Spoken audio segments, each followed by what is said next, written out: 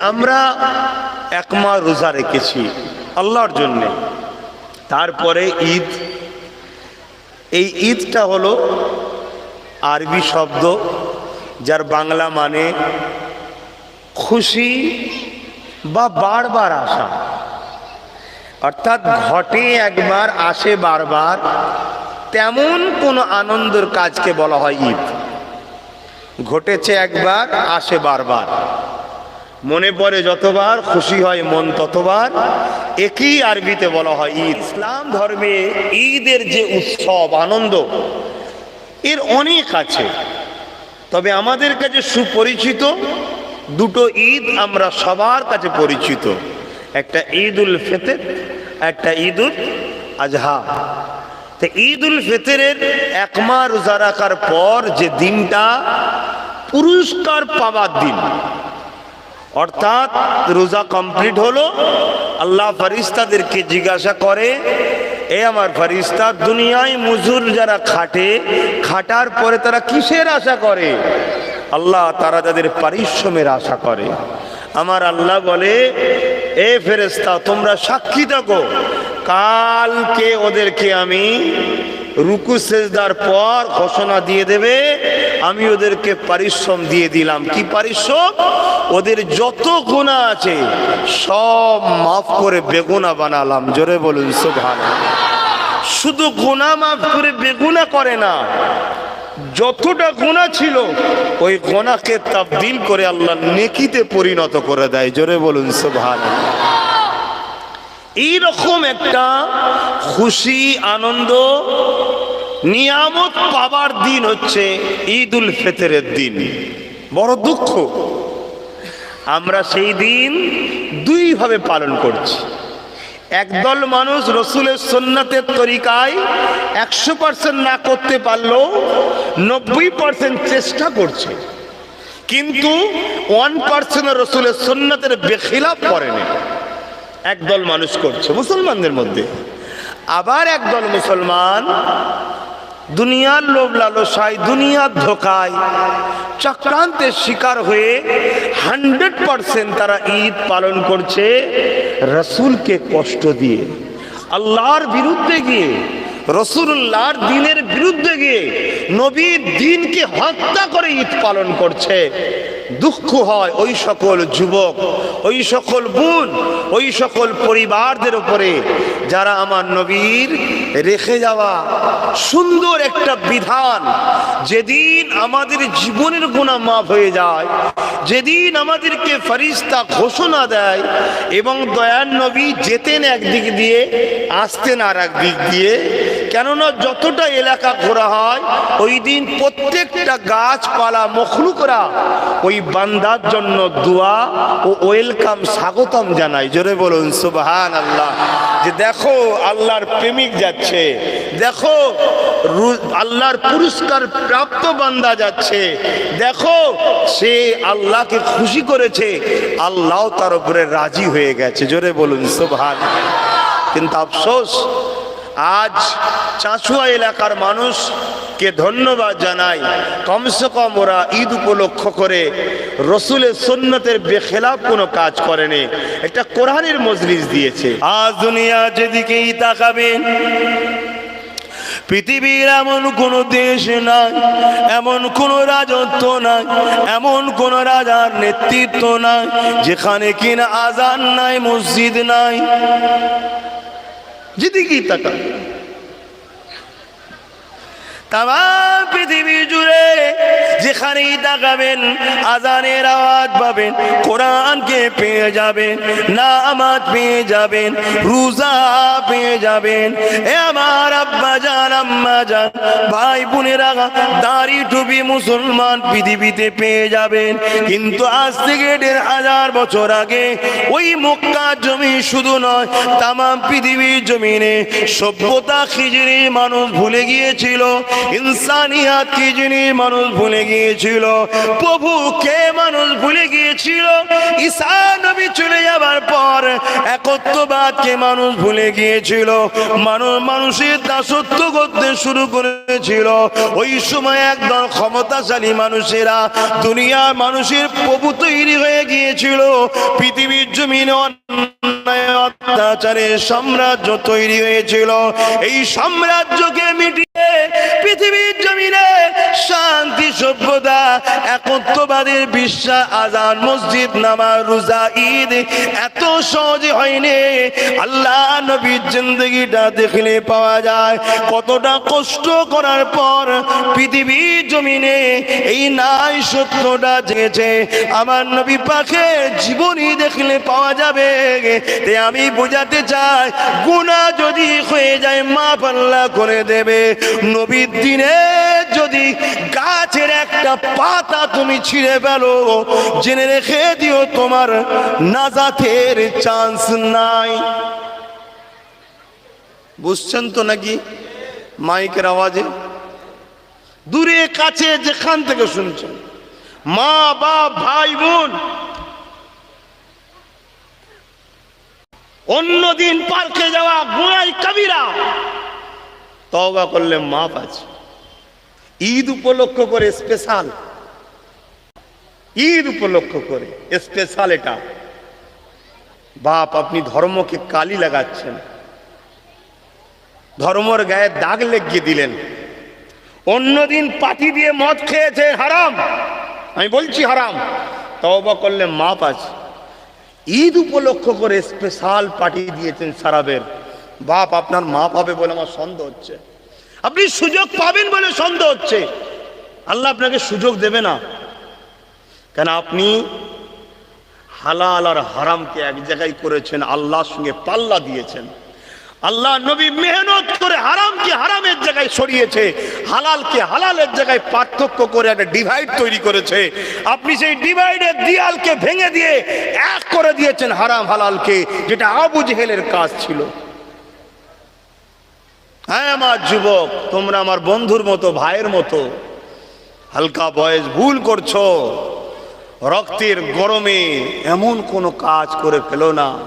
আমি শুধু তোমাদের বলছি না, আজ এখানে শুধু তোমরা শুনছো তা নয়, PABS এর মাধ্যমে হাজারো লাখো মানুষ শুনে, কয়েকদিনের মধ্যে কয়েক কোটি লোক শোনে। আমি সবাইকে বলছি, অনুরোধ করছি। আমি কিভাবে অনুরোধ করব? তোমরা আমার ভাই হও। আল্লাহ সাহায্য আমাদের উপরে আসা বন্ধ। কেন? আমার আল্লাহ আমাদের উপরে বেজার হয়ে গেছে। কেন? আমরা তার হাবিবের কষ্টে করা, মেহনত করা ইসলামকে টুকরো টুকরো করছি, আমরা ভাঙছি। পবিত্র ইসলামকে নোংরা দিয়ে, অপবিত্র দিয়ে, পাক ইসলামকে অপবিত্র নাপাক করার চেষ্টা করছি, আমরা করছি। আল্লাহ নারাজ হয়ে যাচ্ছে। আমার নবী পাকের জীবনী যদি দেখা যায়, আল্লাহ নবী 63 বছর দুনিয়া জিন্দেগিতে হায়াতে ছিলেন। ওই 63 বছর জিন্দেগিতে এই পৃথিবীর অসভ্য মানুষগুলোকে সভ্য মানুষ বানাবার জন্যে, এই পৃথিবীর অরাজকতাকে কাটিয়ে দিয়ে সাম্য শান্তির সমাজ গড়ার জন্যে, এই পৃথিবীতে হিংসার রাজনীতিকে বন্ধ করে দিয়ে ভ্রাতৃত্ব আমাদের সমাজ গড়ার জন্যে আল্লাহ নবীর জিন্দেগিটা কত কষ্ট করেছে। এমনও দিন গেছে আল্লাহ নবী পাহাড়ে গিয়ে বন্দী হয়েছিলেন জালিমদের জুলুমের অত্যাচারে। কেননা জালিমরা আমার নবীকে খুঁজে বেড়ায়, জানে মেরে দেবে বলে আল্লাহ নবী পাহাড়ে গিয়ে বন্দী থেকে গাছের পাতা ফলমূল খেয়ে জীবন ধারণ করেছে। তথাপিও নবী আমার রাতের অন্ধকারে মানুষের বাড়ি বাড়ি বাড়ি বাড়ি গিয়ে সভ্যতা, ইনসাফ, ইনসানিয়াত, একত্ববাদ, আল্লাহর মনোনীত ধর্ম, ইন্নাদ্দীনা ইনদাল্লাহিল ইসলাম, ইসলামের বাণী মানুষের কাছে পৌঁছে দিয়েছে। আরো জোরে বলুন সুবহান। আল্লাহ আল্লাহ, এত সহজে আমরা পাইনি।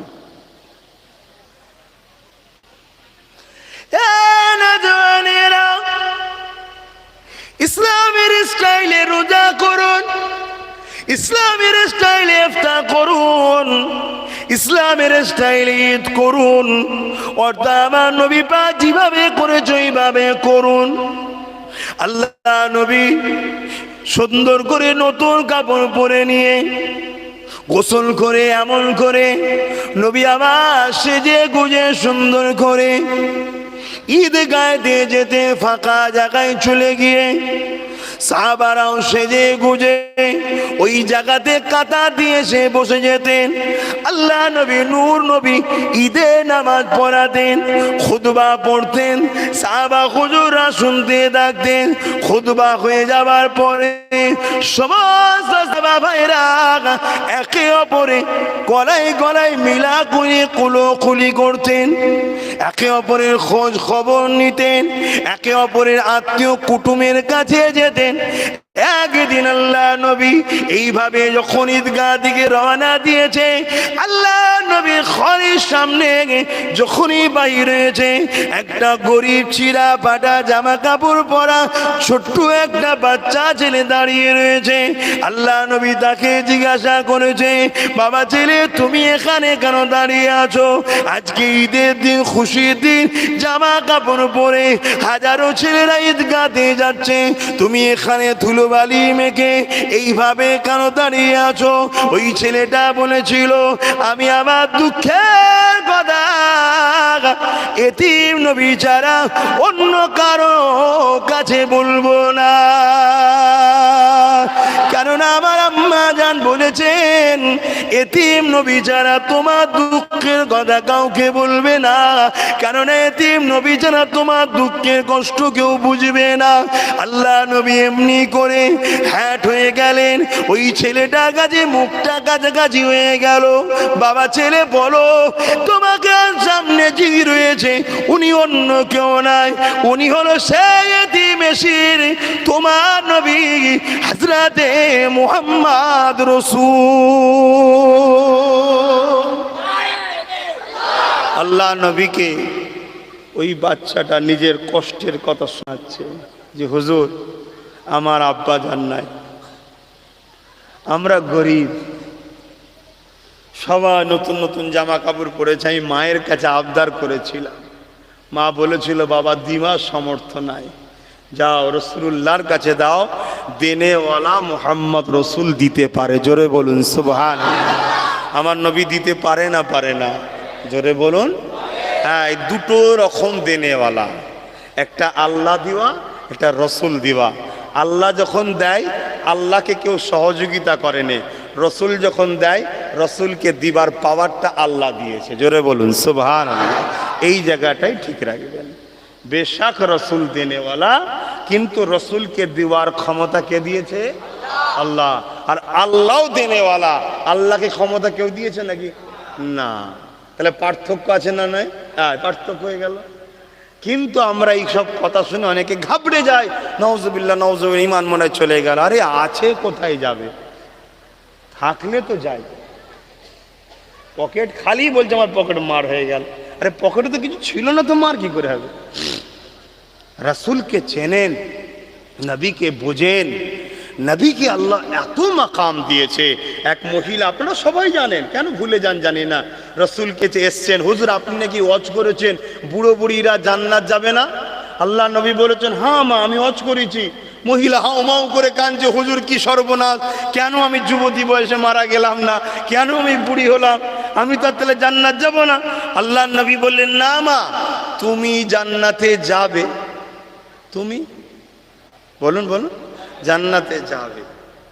এই যে কথাটা বলে দিল, এই মহিলাটা সমস্ত পৃথিবীর মুফাসসিরিন, মুহাদ্দিসিন, ইমাম, মুজতাহিদ একটা কেউ ইখতিলাফ করেন এই হাদিসটাকে নিয়ে, সবাই বলছে এই মহিলা জান্নাতি। জোরে বলুন সুবহানাল্লাহ। তুমি জান্নাতে যাবে, তবে যখন যাবে আল্লাহ তোমায় কুমারী যুবতী বানিয়ে দেবে মা। জোরে বলুন সুবহানাল্লাহ। আমি এটা বুঝাতে চেয়েছি, মা তুমি জান্নাতে যাবে, চিন্তা করো না। মহিলা খুশি হয়ে গেল। এই যে কথা রসুল বললেন কবে বিচার হবে, এখনো বিচার হয়েছে নাকি? 1450 বছর আগে নবী বলেছে, এখনো কতদিন দুনিয়া আছে কে জানে। আবার মানুষ চলে যাবার পর এই পৃথিবীটা কতদিন যে এমনভাবে থাকবে তাও বা কে জানে। তারপরে ময়দানে মাশর হবে, কানা মিকদারু 50 আলফা সালাতিন, 50,000 বছরের একটা দিন হবে। তারপরে বিচার হবে। এত আগে নবী বলে দিলেন মা তুমি জান্নাতে যাবে। মুখ নবীর কথা ছিল আল্লাহর, জোরে বলুন সুবহানাল্লাহ। ওই মুখটাকে আল্লাহ এমন ভাবে তৈরি করেছে, ওই মুখটাতে যেটা বলে কামলিওয়ালার কথাকে আল্লাহ কবুল করে, জোরে বলুন সুবহানাল্লাহ। হ্যাঁ হ্যাঁ, নেতাকে মানার মতো মানো। নেতা মানি আর নেতার খুদ ধরি, নেতা কি খুশি হয়?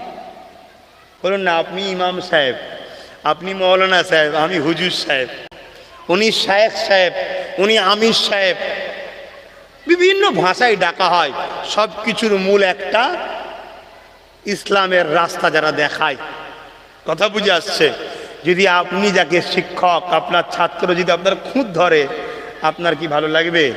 আপনি বলেন বিয়াদব ছেলে, শুধু খুঁত ধরছে, তাই না?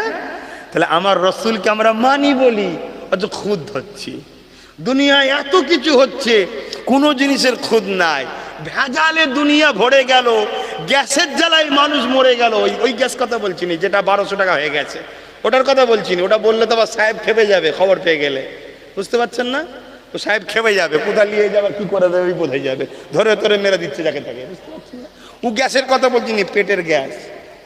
খাদ্যর জ্বালায় পেটে গ্যাস হচ্ছে না, হয়নি? ভেজাল খাদ্যর জন্য। এইসব নিয়ে এত টেনশন নেই। রসুলের শান মর্যাদা বাড়লেই টেনশন। কেন কেন? আল্লাহ পাক যাকে না বানালে কোনো কিছু বানাতেন না। আল্লাহ পাক যা খাতিরে কায়নাতকে তৈরি করেছেন, আল্লাহ পাক যার জন্য কুল কায়নাতকে বানিয়েছেন, আল্লাহ যাকে হাবিবুল্লাহ লাকাব দিয়েছেন, আল্লাহ যাকে তিনার দিদার দিয়ে ধন্য করে দিয়েছেন, আল্লাহ জিনাকে নিজের মেহমান বানিয়ে নিয়ে গেছে। এ যুবকেরা, তরুণেরা, বাপেরা, যে নবী পাকের শান মর্যাদা সম্বন্ধে আল্লাহ পাক জানিয়ে দিয়েছে, তোমাদের কথার আওয়াজটা যদি আমার হাবিবের কথার আওয়াজের উপরে চলে যায়, আমি আল্লাহ তোমাদের আমলগুলোকে বরবাদ করে দেবো। যে নবী পাকের দরবারে সম্মান আল্লাহ এত দিয়েছে, আমার নবী পাক যখন সাহাবাদেরকে দাওয়াত করত, সাহাবারা আমার নবী পাকের দরবারে যেতে, আল্লাহ নবীর দরবারে মেহমানদারি হয়ে যেত। সাহাবারা খাওয়া দাওয়া করার পরে ওই জায়গাতে একটু বসে থাকতো। সঙ্গে সঙ্গে আল্লাহ অপছন্দ করতেন এই বসে থাকাকে, সঙ্গে সঙ্গে ফেরেশতা পাঠিয়ে দিতে, এ জিবরিল যা আমার হাবিবের দরবারে যা, আমার হাবিবের সাথী দেখে এখনই দরবার থেকে বেরিয়ে যেতে বল। কেননা আমার হাবিব বড় লজ্জা করে, কাউকে বলতে পারে না। কিন্তু দুপুরে খাবার পর একটু কাইলুলা করতে হয়, আমার হাবিবকে একটু রেস্ট নিতে হবে। আমার নবী পাকের এই সামান্য সামান্য বিষয় বোঝাবার জন্য সামান্য বলছি, এই বিষয় কোন দায়িত্ব দোনো জাহানের সৃষ্টিকর্তা আল্লাহ নিজে দায়িত্ব নিয়েছে। সেই নবী পাকের শান মর্যাদা আল্লাহ পাক কত বাড়িয়েছে। সেই নবী পাকের মর্যাদার কথা বললে কেন দিলটা ব্যথা হয়? সেই নবী পাকের আলোচনা করলে কেন দিলটা ভালো লাগে না? সেই নবী নবী নবী নবী করলে কেন মাহফিলে যেতে মন যায় না? সেই নবীর দিনের কথা বললে কেন শুনতে মন যায় না? সেই নবীর দিনের জন্য কেন সময় দিতে ইচ্ছা যায় না? সেই নবী রেখে যাওয়া বিধানগুলোকে কেন জিন্দগির মধ্যে বাস্তবায়ন করতে মন যায় না? মনে রেখে দেবেন, পৃথিবীর কাউকে আল্লাহ আমাদের জন্য মডেল করেনি, আমাদের জন্য আল্লাহ একজনকে মডেল করেছে। লাকাদ কানা লাকুম ফি রাসূলিল্লাহি উসওয়াতুন হাসানা।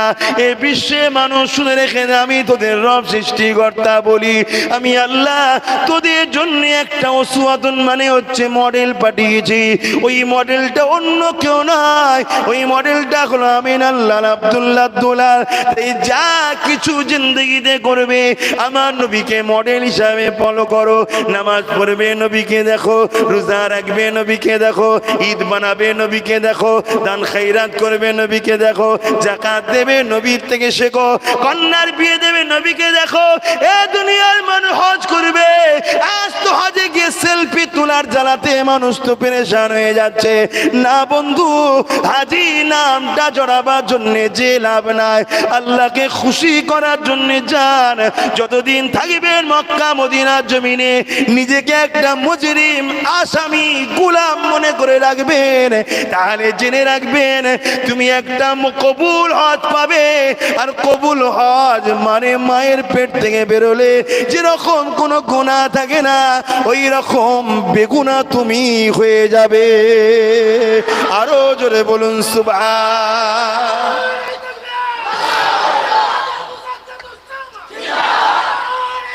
আল্লাহ,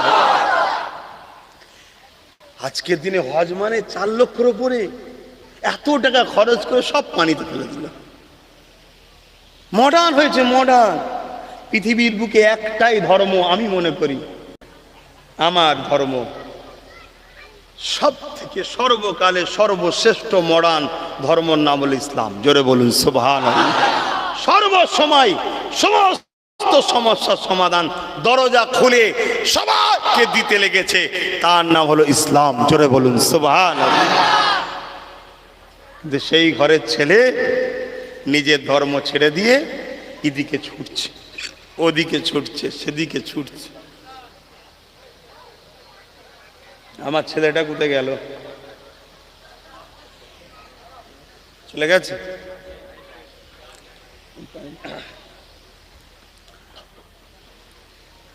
বোঝার চেষ্টা করেন আমার ভাইরা, আমার আব্বা জানেরা। আমি আপনাদের কারো কাছে ছেলের মতো বয়সী, আমি জ্ঞান আপনাদের দিচ্ছি না আব্বা, শুধু ধরিয়ে দিচ্ছি। জাবানার মুজাদ্দেদ আওলাদ বলে সম্মান করেন, নবী বংশের বাচ্চা বলে সম্মান করেন, তাই ধরিয়ে দিচ্ছি, শুধু ধরিয়ে দিচ্ছি। একটু ভাবেন, অনেক কষ্টের পর এই ইসলামকে আমরা পেয়েছি, অনেক কষ্টের পর এই ইসলামকে আমরা পেয়েছি। আমার ঈসা নবী চলে যাবার পর, ঈসা নবী চলে যাবার পর মানুষ ইসলাম ভুলে গিয়েছিল। অনেকে, আমার কওমের লোকেরা ভাবে অনেকে যে নবী থেকে ইসলাম শুরু, আমার কওমের লোকেরা ভাবে। আর টিভিতে তো প্রায় সময় দেখা যায় ডিবেট হয়, 150 বছরের ইসলাম, 150 বছরের ইসলাম। আর আমরা বলতে পারি না, আমরা জানি না তো। আরে ইসলামের মূল মন্ত্র হচ্ছে লা ইলাহা ইল্লাল্লাহ, লা ইলাহা ইল্লাল্লাহ। এটা হচ্ছে প্রথম অর্থ। তার মানে নেই কোনো ইলাহা, আছে যিনি একজন, তিনি কে? সবাই বলবেন কে? বাপ আদম এটা মেনেছিল? বলুন, বাপ আদম এটা মেনেছে না মানে নেই? বাপ আদম একজনের উপাসনা করতো না, দুজনের না তিনজনের? একজনের। লা ইলাহা ইল্লাল্লাহ, নেই কোনো ইলাহা আল্লাহ ছাড়া, মুহাম্মদ রাসূলুল্লাহ আল্লাহর প্রেরিত রাসূল। বাপ আদমেরও কলেমা ছিল লা ইলাহা ইল্লাল্লাহ মুহাম্মদ রাসূলুল্লাহ। জোরে বলুন সুবহানাল্লাহ। আর শাজিমের উপর লেখা ছিল, আব্বা বলেছিলেন আল্লাহ আপনি তো এক, কুল হুয়াল্লাহু আহাদ আল্লাহুস সামাদ। আপনি তো কারো মুখাপেক্ষী নয়, লাম ইয়ালিদ ওয়া লাম ইউলাদ, আপনি কারো থেকে নয়, আপনার থেকেও কেউ নয়। অর্থাৎ আপনি বাচ্চা, সন্তান আপনার নেই, আর আপনার বাপ মাও নাই, কারো থেকে আপনি সৃষ্টি নয়, আপনার থেকেও কেউ সৃষ্টি, কেউ পয়দা নয়, সৃষ্টি আলাদা পয়দা আলাদা, কেউ আপনার থেকে জন্ম নয়। তাহলে আপনার নামের সঙ্গে ওটা কার নাম? আমার আল্লাহ বলেছিলেন ওটা আমার দোস্ত মুহাম্মদ রাসূল। জোরে বলুন সুবহানাল্লাহ। তাহলে দোস্ত করা আল্লাহর সুন্নাত। জোরে বলুন সুবহানাল্লাহ। কিন্তু আল্লাহর দোস্তর মতো পৃথিবীতে দ্বিতীয় কেউ দোস্ত পাবে? জোরে বলুন, পাবে না। তবে হ্যাঁ, আল্লাহর দোস্তর সঙ্গে গোলামির সম্পর্কটা রাখো। কেন আমার দুনিয়ার দোস্তর সাথে বেদাওতি 10টা এলে যদি আমি বলি বসো, তাড়িয়ে দিই না দোস্ত খাতিরে, দোস্ত মনে দুঃখ পাবে। তো রসুল আল্লাহর দোস্তর সাথে যদি আমরা গোলামির সম্পর্ক রাখতে পারি, ইনশাআল্লাহ আশা রাখা যায় সেদিন আল্লাহ দোস্তকে খুশি করার জন্য তাড়িয়ে দেবে না। জোরে বলুন সুবহানাল্লাহ। আল্লাহ তো কোরআনে ওয়াদা করেছে, ওয়ালা সাওফা ইউতিকা রাব্বুকা ফাতারদা। ফাতারদার ব্যাখ্যায় দেখুন, হাবিব কিয়ামতের দিনে আমি ততক্ষণ পর্যন্ত আপনার দোয়া কবুল করব যতক্ষণ না আপনি খুশি হবেন। হযরত আবু হুরায়রা বলছেন, আমার নবীর একটা ঈমানদার উম্মত যখন না জান্নাতে যাবে ততক্ষণ নবী খুশি হবে না। জোরে বলুন সুবহানাল্লাহ, আরো জোরে বলুন সুবহানাল্লাহ। কিন্তু আমার নবীর দিনের যারা ক্ষতি করবে তাদের ঈমান থাকবে বলে মনে হয়? বলবেন তো? এটা বোঝার চেষ্টা করি। তাই ধর্মের রাসূলের দিনের ক্ষতি করবেন না, ক্ষতি করবেন না। মানতে পারেননি, হালকা বয়সে ছুটে গেছে নামাজ, ছুটে গেছে রোজা, ছুটে গেছে, অনেক ভুল করে ফেলেছে, মোবাইল ঘাঁটতে ঘাঁটতে গান শুনে ফেলেছে, একটু নাচ এসছে দেখে ফেলেছে, কথা বোঝা আসছে না, খেলা হচ্ছে, এসব শয়তানদের প্ল্যান। যে খেলাটা সবাই দেখবে, কিছু মুসলমানও দেখবে, ওর বীজখানে একটু অর্ধ উলঙ্গ নারীর নাচ দেখিয়ে দে যাতে মোল্লাগুন ওটাও দেখে নেয়। কথা বুঝছেন না? কত ভাবে আমাদেরকে বিহায়া জাহান্নামী বানাবার চক্রান্ত করছে ইসলামের দুশ্মনরা। ভাবুন, উচিত তো আমাদের ছেলেদের ওই সব খেলাকে থেকে দূরে থাকা, যারা কখনো আমার ও আমার সমাজের গরিবদের কাজে লাগেনি, তাদের জন্য বেকার সময় দিয়ে কি লাভ? রাত 12টা একটা ইমাম ডাকলে সাড়া দেয় না, রাত 1টায় কোনো হাফেজে কোরআন ডাকলে সাড়া দেয় না, রাত 2টোয় কোনো পীর ডাকলে সাড়া দেয় না। অথচ এই আলেম, এই ইমাম, এই হাফেজ 5 ওয়াক্ত নামাজও দোয়া চাইছে, সর্বসময় দোয়া চাইছে আমাদের জন্য, এদের ডাকে কখনো সাড়া দেয় না। আমার ঘরের কোটি কোটি যুবকরা রাত 2টো, 3টে, 1টা যখন বলবে, টিভি খুলে বেঈমান, জালিম, দাজ্জালের অনুসারীদের খেলা দেখার জন্য বসে আছে। এগুলো আমাদেরকে ব্যথা দেয়। আমি একজন আলেম হিসাবে কষ্টের কথা বলছি। এখানেও অনেক হাফেজ আলেম থাকতে পারে, তাদের হয়তো বলার সাহসিকতা নাই, বা সবাইকে সব কথা আল্লাহ বলতেও দেয় না, কিন্তু তাদেরও দিলের ব্যথা এটা যে হায় রে, আমি বিপদে বললে রাত 1টা 12টায় কখনো সাড়া দেয়নি, অথচ এদের জন্য কাঁদি, এদের জন্য দোয়া করি। আল্লাহ বিশ্বের মুমিন মুমিনাদেরকে যা হিফাজত করুন, রুজিতে বরকত দিন, জালিমদের হাত হিফাজত করুন। কি গো, দোয়া চাওয়া হয় না? হয় না? নামাজে দোয়া চাওয়া হয়, আত্তাহিয়াতুতে দোয়া চাওয়া হয়, এবং দোয়ায়ে মাসুরাতে দোয়া চাওয়া হয়, নামাজের পরে দোয়া চাওয়া হয়, সর্বসময় দোয়া চাইছি, আমাদের বিপদে বেরোয় না। কিন্তু যারা কখনো আমাদের ঘরে চাওয়া তো দূরের কথা, যেসব দেশে আজানকে বন্ধ করার জন্য প্ল্যান করে, যারা মসজিদে আজান দিয়াকে মসজিদকে ব্যান করে, যারা, তাদের জন্য আমাদের ছেলেরা হই হই করে। আর এই কথাগুলো যখন আমি ওয়াজ করি, এই ওয়াজকে আবার কিছু আমাদের ঘরের ছেলেরা কাটিং করে ছাড়ে, সেই কাটিংগুলোকে নিয়ে আবার একদল মিডিয়া ছাড়ে, ছেড়ে বলে দেখো কেমন কঠোরবাদী মৌলবি, দেখো মোল্লা এই বলে, মোল্লা ওই বলে, মোল্লা ওই বলে। যাই বলি নাই বলি, তোমারও তো গায়ে লাগে কেন? তার মানে এও শয়তান ওদের দিকে। কথা বুঝছেন না? বোঝেন না? এই যে বুঝাচ্ছি, কওমের ছেলেদের ঘরে কওমের ছেলেরা তওবা করবে, ফিরে আসবে, শয়তানের ছেলেরা দেখছে আমাদের দলের লোক কমবে। কথা কিছু বুঝছেন? আমাদেরকে তারা টার্গেট করে, আমাদের মতো হকবাদী, আমি এখানে আরো হকবাদী আছে, টার্গেট করে, তাদেরকে সুযোগ পেলে ক্ষতি করে। কথা বুঝে আসছে? কিন্তু আমার কম, আপনারাই তো আমাদের সাথে নাই। এই দেখা হলো শুধু আসসালামু আলাইকুম, ভালো আছেন? এখন তো মোটরসাইকেল থেকে নেবে সালাম দিবার সময় নেই।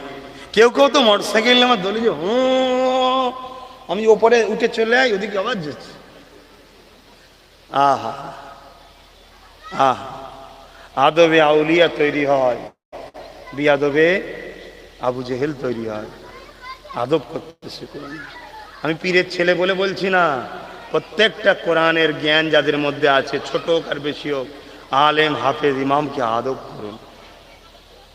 আজ আমার কম যদি তোমাদের কমের রেহনুমা যারা, তাদেরকে যদি তোমরা আদব না করো তাহলে কারা করবে? হ্যাঁ জানি, রাসূলুল্লাহর হাদিস আমিও জানি। আল্লাহ নবী বলেছেন আসমানের নিচে জমিনের উপরে আখরি জামানায় সব থেকে নিকৃষ্ট হবে একদল আলেম, নবী বলেছে, আমি জানি। কিন্তু তারপরেও তোমরা আম মানুষ কখনো আলেমদের বিরুদ্ধে কথা বলবে না। সোশ্যাল মিডিয়ায় হোক, যেখানে হোক, যখন দেখবে চাল চলন কোরআন হাদিসের বেখিলাফ দেখছি, তার থেকে সরে যাও, মুখ ঘুরিয়ে নাও, তার মাহফিলে যেও না, তার কথা মেনো না, তাকে সালাম পর্যন্ত দিতে যেও না, তার থেকে দূরত্ব বাড়িয়ে দাও, মিটে যাবে। কিন্তু তুমি যখন একটা আলেমকে ক্রিটিসাইজ করো, সমাজে এই মেসেজটা খারাপ যায়। কি আমার কথা শুনছেন তো নাকি? আমি ভুল বলছি না? হ্যাঁ হ্যাঁ, কে কার কথা শুনে যাক, তারপরও ডিউটি আল্লাহকে খুশি করার জন্য বলতে হবে। দরুদ শরীফ আল্লাহুম্মা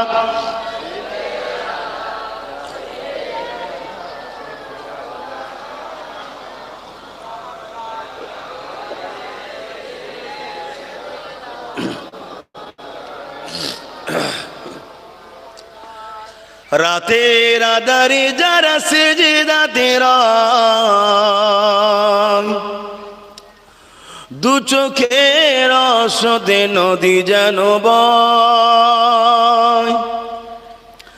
রাতের আধারে যারা সেজদাতে রয়, দু চোখের রসতে নদী যেন বয়। ছলনার হাতছানি যত আসুক, ছলনার হাতছানি যত আসুক, পিছনে ফিরো তাকাই না।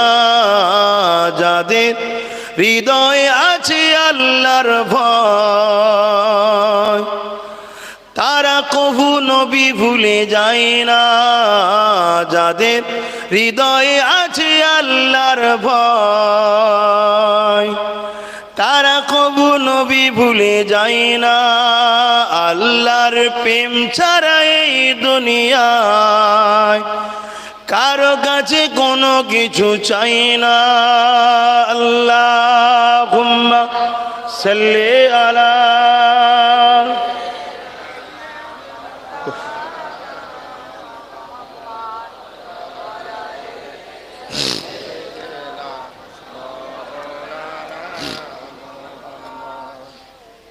ডাক্তার বলেছে যত পারেন সাদা মাটা খাবেন, যদিও খাবার শখ যায় 12টার আগে খেয়ে ফেলবেন।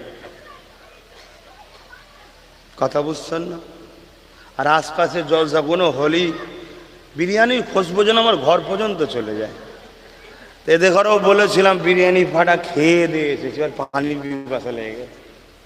আর এখন ঠান্ডা পানিও খাওয়া যাবে না, গরম পানি খেয়েছি। গা ঘেমে আছে, এক্ষুনি হ্যাঁচু শুরু হয়ে যাবে, শরৎ গরম। আমার আব্বা জানেরা, ঘরের মানুষদের পেয়েছি, একটু আলোচনা করছি, বোঝার চেষ্টা করেন। অনেক কষ্টের পর আল্লাহর নবী এ দিনকে আমাদের কাছে রেখে গেছে। আমার আম্মা জানেরা, বোনেরা, এই পৃথিবীর জমিনে নারীদের কোনো অধিকার ছিল না। এই পৃথিবীর জমিনে নারীদেরকে বড় অপমান করা হতো। এই পৃথিবীর জমিনে নারী সন্তান জন্ম হলে তাদেরকে জেন্ত জেন্ত পুঁতে দেওয়া হতো। এই পৃথিবীর জমিনে নিজের বাপেরাই কন্যা দিওকে হত্যা করে দিত। এ আমার আম্মা জানেরা, এ আমার বোনেরা, এ আমার মায়েরা, বেটিরা, এই পৃথিবীর জমিনে নারীদের কোনো মর্যাদা ছিল না। নারীগুলোকে রাখেল বানিয়ে এমন করে তাদেরকে বাজারে তোলা হতো, তাদেরকে বিক্রি করে দেওয়া হতো, তাদের শারীরিক অত্যাচার করা হতো, তাদেরকে হত্যা পর্যন্ত করে দেওয়া হতো। কোনো বিচার ব্যবস্থা এই জমিনের উপরে ছিল না। আমার আম্মা জানেরা, এই পৃথিবীর জমিনে নারীদের মর্যাদা, নারীদের অধিকার, ইনসাফের অধিকার, হকের অধিকার, মায়ের মর্যাদা, স্ত্রীর মর্যাদা, কন্যা সন্তানের যে অধিকার, এই পৃথিবীর জমিনে কথায় নারীদের অধিকার দিবার জন্য আল্লাহ নবী অনেক কষ্ট করেছে, আল্লাহ নবী অনেক মার খেয়েছে, অনেক জায়গায় দয়া নবীকে বেউজ্জতি করার চেষ্টা করা হয়েছে। মা বোনেরা, এ পৃথিবীর নারীরা, তোমাদের জন্য আল্লাহ নবী এত কষ্ট করেছে। এই প্রতিটা মাকে বলবো, আপনি আপনার সন্তান হলে ডাক্তার বানাবার চিন্তা বানান, আপনার সন্তান হলে জজ বানাবার চিন্তা বানান, আপনার সন্তান হলে স্কুলের মাস্টার বানাবার চিন্তা বানান, আপনার সন্তান হলে পুলিশ বানাবার চিন্তা বানান। যেটা চিন্তা আছে, যদি ভালো সৎ চরিত্রবান রাজনীতির লিডারও বানাতে চান বানান, কোন ইসলামের নিষেধ নাই। মারে তবে শুনে রেখে দেন, যাই বানান চাই না বানান, মনে রাখবেন আপনার বাচ্চাকে মুহাম্মদ রসুলের গোলাম বানান। ছোটবেলা থেকে যদি আপনার বাচ্চা নবী প্রেমিক হয়, নবীর গোলাম হয়, নবীকে মডেল বলে যদি মেনে নেয়, আপনার বাচ্চা যদি পুলিশ হয়, ওই পুলিশ কখনো ঘুষ খাবে না। আপনার বাচ্চা যদি ডাক্তার হয়, কোনো রুগীর সঙ্গে ধোকা দেবে না। আপনার বাচ্চা যদি নেতা হয়, প্রজাদের মালকে আত্মসাৎ করবে না।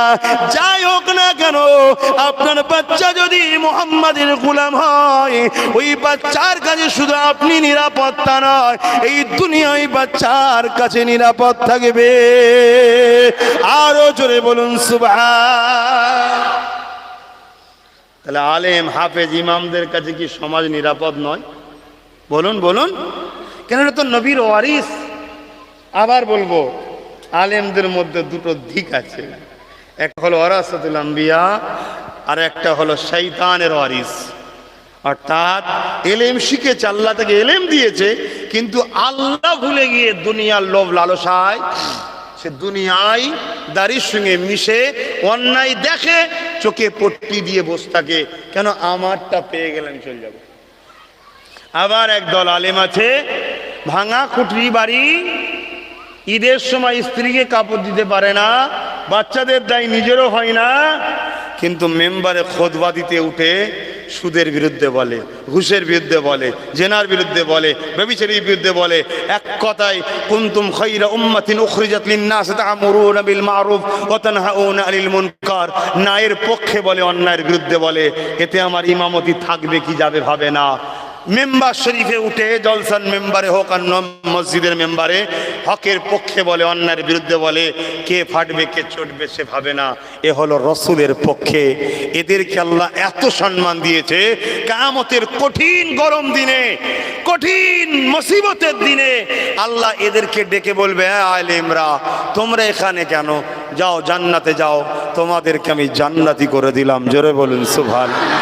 তারা যখন জান্নাতে যাবে, একদল লোক চিনতে পেরে যাবে, আরে হুজুর আপনি, আল্লাহ আমাদেরকে জান্নাতি করে দিয়েছে, আপনি চলে গেলে তো হবে না। দুনিয়ায় অনেক ওয়াজ করেছেন, জুম্মায় জুম্মায় দাঁড়িয়ে দাঁড়িয়ে বলতেন, বাবারা আল উলামা ওয়ারাসাতুল আম্বিয়া, রাসূল বলেছেন আল মারউ মা মান হাব্বা, দুনিয়ায় যে যাকে ভালোবাসবে তার সঙ্গে থাকবে। হুজুর আপনাকে ভালোবাসতাম, আমার বাড়ি যেদিন আপনার খাবার পালা পড়তো, আমার স্ত্রীকে বলতাম উজু করে রান্না করবি, ইমাম সাহেব আজকে খাবে, খবরদার গায়ে মাথায় কাপড় দিয়ে আজকে রাঁধবি, ইমাম সাহেব খাবে। পাড়ায় যেদিন জলসা হতো, হুজুর আসতো, বলতাম এই খবরদার ভালো করে পাক সাফ করে উজু হালে গায়ে মাথায় কাপড় দিয়ে খাবি, হুজুর আসবে হুজুর খাবে। এগুলো হতো, আমার দাদুদের ঘরেও খাইয়েছে এইভাবে, এখন আর খাওয়াই না। দিদি বলেন কি করে বুঝলেন? খেয়ে বোঝা যায়, খাবার পরে বোঝা যায়। বাপ, আমি সবার কথা বলবো না, আকসার বাড়িতে আবার হয়, তবে গরিব বাড়িতে খেলে শান্তি পাওয়া যায় ভাই। এতে কে ফাটবে বা দেখা দেয়, অতি সত্য কথা বলছি, গরিবের বাড়ি খেলে না তৃপ্তি পাওয়া যায়। তবে হ্যাঁ, এখন আবার গরিবের বাড়িতেও তৃপ্তি নাই, কেন বন্ধন লোন ঢুকে গেছে, ওই জন্য সব থেকে উত্তম না খাওয়া। কথা বুঝছেন না? এবার আমি নাই না খেয়ে নরের তকবীর আল্লাহ একবার চলে গেলাম কাছে, ইমাম সে কি করবে? সেই আসে জোহর বেলা, কি হবে এবারে? খেতে হবে। মশলাটা বলে যাই, হাত তুলে দোয়া করে দিলেই যায় পারিশ্রমিক হিসাবে। কিন্তু আপনাকে বলছি, আপনার বিপদের দোয়াটা চাইবে তো ইমাম। আপনি কেন ইমামটাকে ভালো রাখছেন না? আপনি কেন ইমামটার পেটটাকে ঠিক রাখছেন না? কারণ আপনার বিপদের সময় ইমামের কাছেই তো যাবেন। হঠাৎ করে বাচ্চার জ্বর 104, ডাক্তার কখন আসবে পরের কথা, জলদি করে যাই ইমাম সাহেবকে বল একটু পানি পড়ে দিয়ে। বিশ্বাস করেন তো নাকি? এই বিশ্বাস করেন তো? ইমাম সাহেব কি পড়ছে? সূরা ফাতিহা পড়ছে। যা, ইমাম সাহেব যদি সুদের মাল খেয়ে রাখেন, ইমাম জানে না, কিন্তু আপনি সুদ খান, সেই পয়সা রান্না করে খেয়েছেন, ওই ফুঁই আর কাজ হবে? ইমামটাকে ঠিক রাখা দরকার ছিল তো আপনাদের। ইমামের দোষ নেই, ইমাম ছাড়া পাবে। ইমামের মসলাই ছাড় আছে, কেন? সে নাচার, সে দোয়া করে দিলে মসলাই যায় পারিশ্রমিক হিসাবে, কিন্তু আপনার ফায়দা তো হলো না। ইমামটাকে ঠিক রাখুন। এইভাবে হুজুর আপনাদের ঘরে খাইয়েছিলাম, মহাব্বত করেছিলাম, আর আপনারা ওয়াজ করেছিলেন দুনিয়ায় যে যাকে ভালোবাসবে তার সঙ্গে জান্নাত যাবে। এখন পালাচ্ছেন মানে? আল্লাহকে যে বলুন, হাসির ছলে বলছি, হাদিস রাসূলুল্লাহর আনন্দ হচ্ছি তাই বলছি। কেন আমিও তো কাউকে ভালোবাসতাম, আশেকে রসুল ছোট হুজুরকে ভালোবাসি, আশেকে রসুল ছোট হুজুর পীর কেবলা ঘরের ছেলে হলো তেনাকে ভালোবাসি, এবং মুফতি আজম মেজ হুজুরের হাতে বায়াত হয়েছি, আলহামদুলিল্লাহ। ভালো তো বাসি, তেনাকে পীর বলে মানি। কথা বুঝছেন না, বোঝেন নে? তো যাই হোক, তখন আল্লাহ পাকের কাছে তারা যাবে যে কি খবর তোমাদের ঘরে? বললাম আল্লাহ সবই জানে, এই আলোচনাটা যদি না করতে হবে ঘটবে, তাহলে আমরা কি করে জানতাম? আল্লাহ পাককে বলবেন, আল্লাহ একদল লোক আমাদেরকে ভালোবাসতো, আজ তারা মুসিবতে, আমাদের সঙ্গে তাদেরকে যদি দেন। আল্লাহ পাক বলবেন, যাও তোমরা যাকে যাকে চাইবে ফেরেশতা, তাকে তাকে এদের সঙ্গে জান্নাতি করো। জোরে বলুন সুবহানাল্লাহ, আরো জোরে বলুন সুবহানাল্লাহ। নারী দিবে। এখানে একটা প্রশ্ন থেকে যায়, এমন কোন লোক কি আলেমের সাথে যাবে যারা ইসলামের ক্ষতি করেছে? না, যেতে পারবে না। কেন? আল্লাহ তাকে আলেমের সঙ্গে কিয়ামতের দিন দেখা করাবে না, তাকে অন্য সাইড করে দেবে, তার সঙ্গে মুলাকাত করাবে না। কিন্তু গুনাহগার যারা হবে তাদেরকে আল্লাহ আলেমদের সাথে আলেমের খাতিরে মাফ করে দেবে। জোরে বলুন সুবহানাল্লাহ। আলেমের ইজ্জত দিয়েছেন কে? অতএব আপনার নজরে আব্বাস সিদ্দিকীর একটা কথা পছন্দ হয়নি, হতে পারে। আপনি আমাকে ছেড়ে দিন না, আমার কথা শুনবেন না, আমার কাছে যাবেন না, আমাকে আনবেন না, আমার থেকে দূরে সরে যান, মিটে গেল। হতে পারে আমার 90টা ভালো কাজ আছে, 10টা ভুলে গেছে। 90টা ভালো কাজ আছে, কিয়ামতের দিন আল্লাহ তো বলতে পারেন, আমার এই বান্দাটার 90টা ভালো কাজ ছিল, একটা ভুলে গেছে, 10টা ভুলে গেছে, যা তোর বেশিরভাগটা তো ভালো, তোকে মাফ করে দিলাম। তুমি যে আমার সঙ্গে সমালোচনা করে রাখলে তোমার কি হবে? কথা কিছু বুঝাস? আম মানুষের উচিত যাকে ভালো লাগবে একজনকে ধরো, দুজনকে নয়। বাকিদেরকে সম্মান যদি ইচ্ছা যায় ভালো লাগে করো, আর নয় দূরে থাকো, বেইজ্জতি করতে যাও না। কেউ ভাই দেখছি নুকিয়ে নুকিয়ে মোবাইল করছে, তুমি নিজেকে চালাক মনে করলো, আল্লাহ তো দেখছে। তোমাদের ক্ষতি হয়ে গেলে কিছু মনে করবে না, তখন কিছু আমায় বলবে না। আমি মানা করার পরেও দেখছি কিছু কিছু ছেলে নুকিয়ে নুকিয়ে মোবাইল করছে। বড় আফসোস, বড় দুঃখ। এরা সামান্য নিজের পেটের জন্য কি করতে হয়, কিরম থ্যাম্বেল দিতে হয়, কি কথা লিখতে হয়, হুঁশ নাই।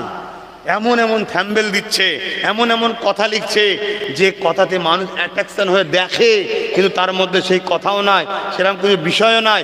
এই যে ধোঁকাবাজি, এই ধোঁকাবাজি ইনকাম করাটা হারাম। এদের হুঁশই নাই, সামান্য পেটের জন্যে। আর এত ইয়েছিলেও শান্তি নেই। কেন? আল্লাহ যদি শান্তি না দেয়, পৃথিবীর কোনো জায়গায় শান্তি কিনতে পাওয়া যায় না। একটা জায়গায় বলেছিলাম, আপনারা শুনেছেন কি জানি না, একটা রাজা ছিল, একটু বলবো, খারাপ নেবেন না তো আবার।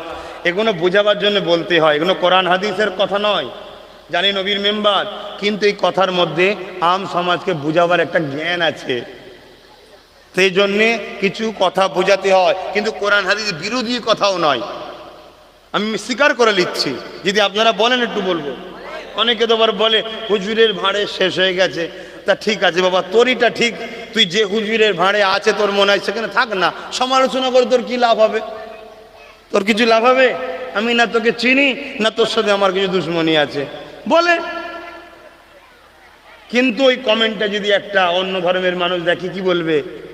দেখ এরা মুসলমান, এদের ধর্মগুরুকে কেমন গালিগালাজ করছে, দেখ কেমন ক্রিটিসাইজ করছে, দেখ। কি গো, বললাম হবে না? হবে না? মানে বোঝো। হ্যাঁ, আলেমের দায়িত্ব আছে। কোনো আলেম যদি ভুল করে, সেই আলেম যে ভুলটা করছে ওর বিরুদ্ধে নয়, ধরুন আমি একটা কথা বলছি, কেউরও ধারণা রসুল পাক সাল্লাম 40 বছর আগে মুসলমান ছিলেন না, নাউজুবিল্লাহ। ধরেন কারো ধারণা, এরকম ধারণা আছে মুসলমানদের মধ্যে, আপনারা জানেন? এই জানেন? হ্যাঁ হ্যাঁ হ্যাঁ, ইসলাম কিন্তু ইসলামের ঘরের লোকেরাই শেষ করে ফেললো। কি প্রবাদ বাক্য আছে, হামে তো লুট লিয়া হ্যাঁ আপনু নে, গায়রোं में कहाँ दम था, मेरे किस्ती वहाँ डूबी जहाँ पानी कम था। এটা কি খারাপ কথা নাই তো? এই বলবে তো খারাপ কথা নাই তো? কোনো আবার খারাপ জিনিসের ডায়লগ নাই তো? এটাই আমাদের যে সব ড্রাইভার আছে না, বিহারি, জানেন না? আমাদের সব বেশিরভাগ ড্রাইভার তো বিহারি, জানেন তো? ওরা বলে গাড়িতে চালাচ্ছে, আগে তো আমি ঘুরতাম অনেক বিহারিতে ঘরে, বলে শুনতে শুনতে শিখে গিয়েছি। এই কথাটা খারাপ নয় তো? বলে তো ফেললাম ফট করে আবার। আর যদি খারাপ হয় মাফ করবেন, কেন কথার মানেটা কিন্তু খারাপ নাই।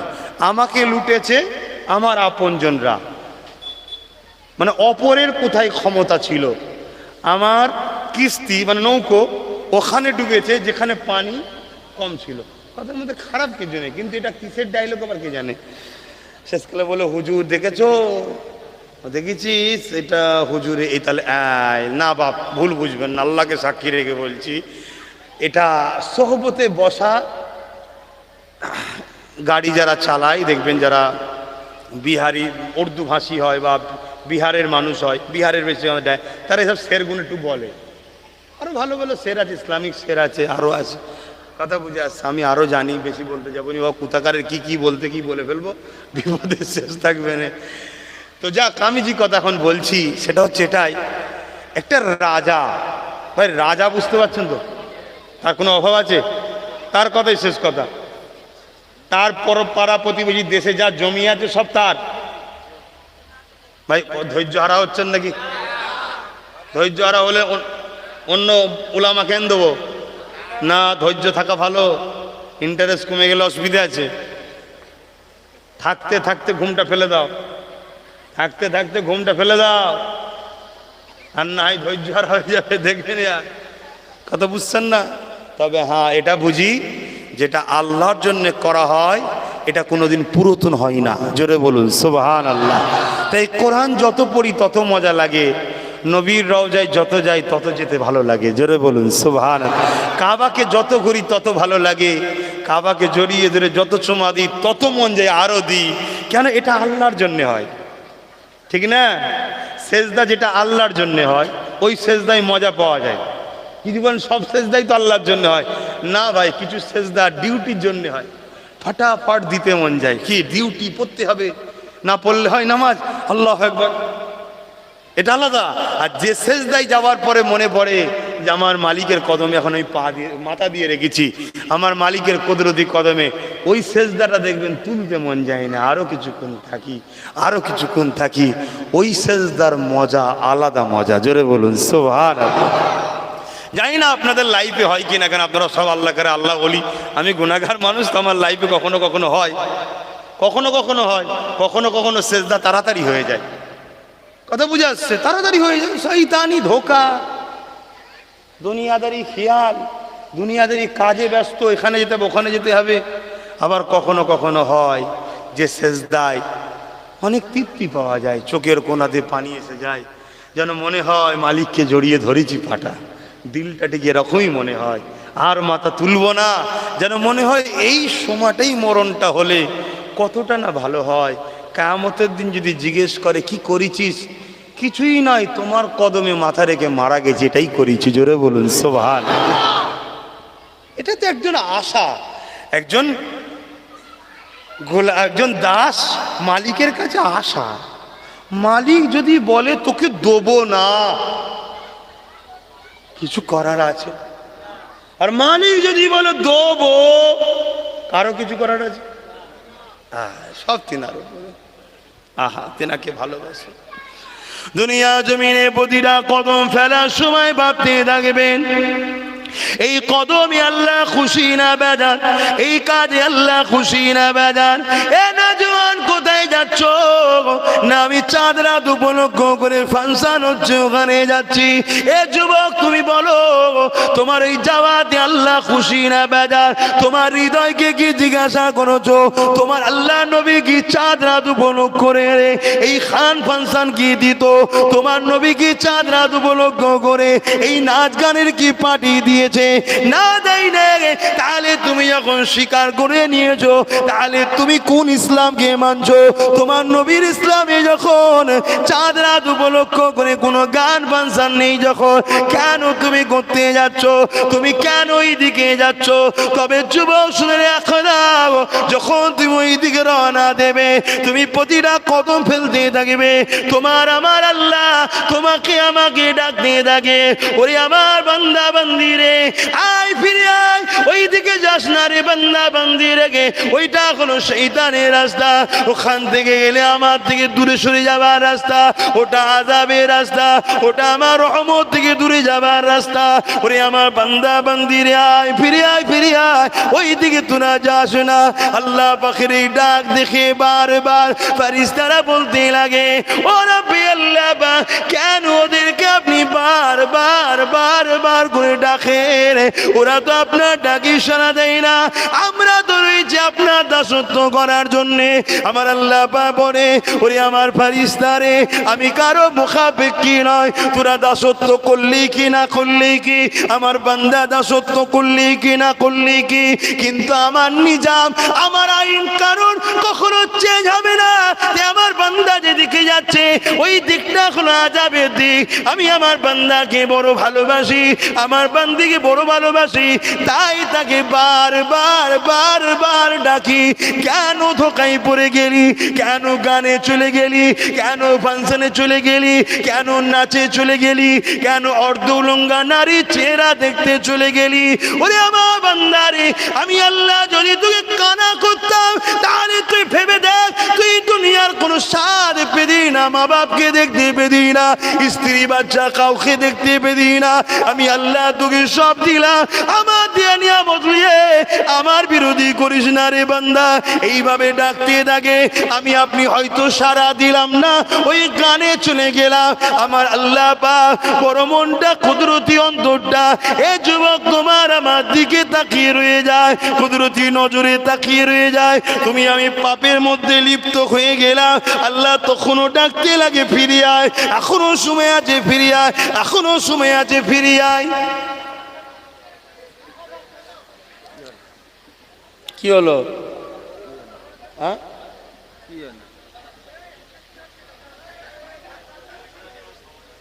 হ্যাঁ,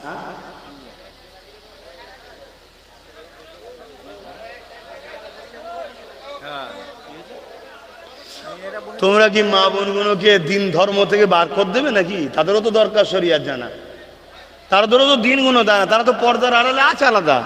তো ওইখানে যে ঢুকে তোমরা গুতুগুতি করছো কেন? হ্যাঁ, এত বিহায়া হয়ে গেছে কেন? একটা দুটো ছেলের জন্য মাহফিলের সৌন্দর্য নষ্ট হবে? এই তোমরা কেউ ডাউটি করোনি, ভলেন্টিয়ার কোথায়? রমজান ভাইরা কোথায়? তোমরা দেখতে পাচ্ছ না কোনোকে? ভালো না লাগে একদম আসবে না। আমাদের 10টা ভালো লোক থাকবো, 10টা গেলে থাকবো আমরা। তাদেরও তো ধর্ম জানা দরকার, তারাও একটু আল্লাহর কথা শুনবে, রসুলের কথা শুনবে। কিছুক্ষণের জন্য তাদের মনটাও তো নরম হয়ে একটু চোখ দিয়ে পানি বেরোতে পারে। আরে আমার নবী কত কষ্ট করে দিনটা রেখে গেছে, এই চোখে সামান্য পানিতে আল্লাহ তাদেরকে নাজাত দিয়ে দিতে পারে। জোরে বলুন সুবহানাল্লাহ। তারাও তো জান্নাতে যাবে, আমাদের সাথে আশা করা দরকার। আসুন, আর কথা বেরিয়ে লাভ নেই, একটু সালাম দেবো, একটু সালাম দেবো। বসে দেন না দাঁড়িয়ে দেন? তা দাঁড়ানোতেই আছেন তো? হ্যাঁ, নতুন করে আর এদিক ওদিক ভাগাভাগি করার দরকার নেই। কথা বুঝে আসছে? সালাম দিয়ে আল্লাহর হুকুম, দাঁড়ানোটা হলো প্রেমের ব্যাপার। এটা প্রেমের ব্যাপার, পছন্দের ব্যাপার। কথা বুঝে আসছে? হে নবী সালাম।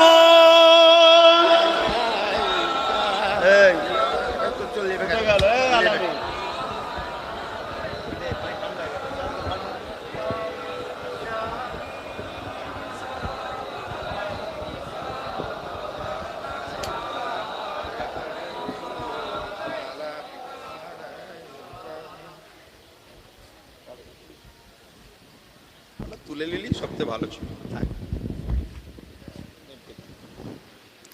একটু সরে সরে আসে, এই সুযোগে একটু আগাতে পারেন কি? দেখো ওইদিকে মানুষগুলো কেন রয়েছে, এদিকে চলে আসো। ওইদিকের এই সোজাসুজি মানুষগুলো এইদিকে চলে আসো, জায়গা করে দিলাম, চলে আসো। দুজন তিনজন ছেলের জন্যে এই একটা বদলাম না হয়, সমাজে একটা খারাপ মেসেজ না যায়। আমরা আমাদের মা বোনেদের ঘরে সম্মানের জিনিস, আদবের জিনিস, আদরের জিনিস, তাই তাদেরকে আমরা আলাদাভাবে পর্দার সাথে রাখি। কথা বুঝে আসছে? সেই সৌন্দর্যটাকে মজায় রাখবেন। খবরদার ভুল রাস্তায় যাবেন না। সরে সরে আসেন এদিকটায়, এই সরে সরে। যারা কমিটি আছে, জলসার যারা কমিটি, যে কোনো জলসায় যাবেন, ওই কমিটির কথা শুনবেন। যদি কমিটির কথা না শুনতে পারেন, আপনি জলসায় যাবেন না, দূরে থাকুন। কেন? ওই জলসাটাকে ম্যানেজমেন্ট তারা করে। কোনো রকম একটা অ্যাক্সিডেন্ট ঘটলে সম্পূর্ণ দোষী কিন্তু কমিটি হবে। তাহলে সেই কমিটির উপর একটা দায়িত্ব থাকে না, থাকে না? তারা সারা দিন খেটে খুঁটে মেহনত করে এটা জান্নাতের বাগান তৈরি করেছে আপনাদের উপকারের জন্য। সবাই এসে বসবে, সুবহানাল্লাহ দরুদ শরীফ পড়বে, আর তারা ম্যানেজ করতে গিয়ে আপনাদের ঘরে বলে, ভাই একটু ভেতরে ঢুকুন, রাস্তায় দাঁড়াবেন না, পথচারী মানুষ যাবে, বিভিন্ন ধর্মের মানুষ যাবে, মেসেজ খারাপ যাবে, আমাদের উপর একটা চাপ আসবে, অনেক কিছু সিস্টেম থাকে। আর বিশেষ করে ইসলামের কাজে বাবা, ভারতবর্ষে এখন ইসলাম মানা বা ইসলামের কাজে অনেক বাধা রে বাপ। এই কথা সবাই বলতে না পারলেও আমি বলছি, ভারতবর্ষে, সে আমার বাংলা হোক আর টোটাল ভারতে হোক, ইসলামের কর্মকাণ্ড করা বা ইসলামের কাজ করা এখন অনেক বাধার ব্যাপার, অনেক বাধার ব্যাপার। তারপরেও আমার ভাইয়েরা বা আমার কমের মানুষরা আলহামদুলিল্লাহ তারা খুশিতে খুশিতে যান চলে গেলেও চলে যাবে, ধর্মের কাজ তো করে যাচ্ছে। এই দেখুন না, তামাম ভারতবর্ষে কয়েক কোটি কোটি মানুষ ঈদের নামাজ পড়লো। কই কোনো জায়গায় অন্য কোনো ধর্মের কোনো স্থানে গিয়ে কোনো রকম হট্টগোল গুণজল কি হয়েছে দেখেছেন? না। এ শিক্ষাটা কে দিল আপনাকে? আব্বাস সিদ্দিকী দিয়েছে? না, এ শিক্ষা ১৫০০ বছর আগে আমেনা লাল দিয়ে গেছে। জোরে বলুন সুবহানাল্লাহ। এই আমেনা লালের দিনটাকে যারা মানে তারাই হলো ইমানদার মুসলমান। অন্যের ধর্মস্থানে যে হই হই করা, গালিগালাজ করা, কটূক্তি করা, এটা মোহাম্মদ রসুলের তালে মাননেওয়ালা হতে পারবে না। মোহাম্মদ রসুলের মাননেওয়ালা হতে গেলে নিজের ধর্মকে বিশ্বাস করতে হবে, অপরের ধর্মকে সম্মান শ্রদ্ধা করতে হবে। যে বাবা তোর কাছে তোরটা ঠিক আছে, বাবা আমার কাছে আমারটা বিশ্বাসের জিনিস, আমি মানি, আমার কাছে আমারটা। এই মেন্টালিটি তৈরি করতে হবে, তবেই তুমি আমার রসুলের উম্মত। আর নচেত তোমাকে হয়তো জোর করে সবাই বলবে মুসলমান, বা তুমিও হয়তো বলতে পারো আমি পাক্কা মুসলমান। কিছু কিছু বলে না যে আমরাও তো নামাজ পড়ি, বলে না, বলে না আমরাও তো নামাজ পড়ি। আরে নামাজ তো ইবলিস শয়তান 7 কোটি বছর পড়েছে। ক বছর? 7 কোটি বছর। তো কি হয়েছে? হ্যাঁ, কপালটা ঠেকিয়ে দিবার নাম নামাজ নয়, হাঁটুতে হাত দিয়ে ওপর হয়ে যাওয়ার নাম নামাজ নয়। কথা বুঝে আসছেন? নামাজ কাকে বলে সেইটাই বোঝেন। বলছে আমরাও তো নামাজ পড়ি। বাপ রে বাপ। আসেন, কথায় কথা বাড়বে। এখন ঈদের হাওয়া চলছে, বেশি কিছু বলবো না। ঈদের হাওয়াটা একটু কেটে যাক, তারপরে আল্লাহ কারে হবে খুনি। অসুবিধা আছে? বেশি কিছু বলবো না বলতে কি সব ইসলামের বিরুদ্ধে বলছি নাকি? কোনোদিন বলেছি না ইসলামের বিরুদ্ধে বলবো না। কারণ ইসলামের বিরুদ্ধে কোনো কথা এই মেম্বার থেকে বলা চলবে না, এবং কোনো জায়গাতেই বলা যাবে না। ইসলামের বিরুদ্ধে কোনো কথাকে শোনা বলাটাও হারাম, শোনাও হারাম, বলাও হারাম। বুড়া কথা, অন্যায় কথা শুনতেও নাই, অন্যায় কথা বলতেও নাই। ক্ষমতা থাকলে অন্যায় ইসলাম বিরোধী কথার বিরুদ্ধে লড়তে হয়, এর নাম তো ইসলাম। ইয়া নবী সালাম, ইয়া রাসূল, ইয়া হাবিব সালাম। কঠিন হাসরের দিনে কি আছে মোদের এ কপাল,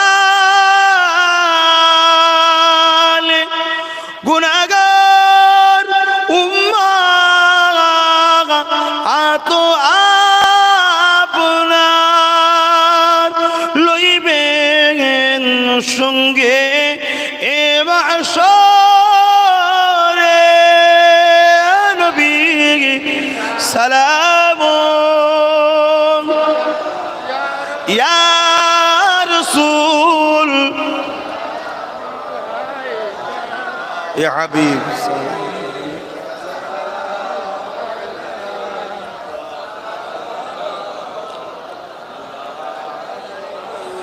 या नबी नामो ओ प्यारा या रसूल नामो ओ प्यारा अर्श पर हक ने पुकारा सज पैगंबर हक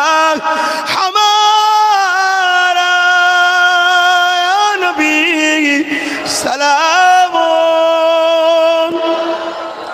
يا رسول يا حبيب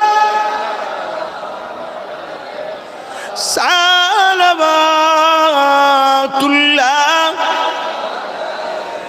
পড়িলো আল্লাহ আরো বাণী পোহালো দুঃখে এর জানি হইল জগৎ অনুরানী আমিনার নয়নের মনি ইয়া নবী সালাম ইয়া রাসূল ইয়া হাবিব সালাম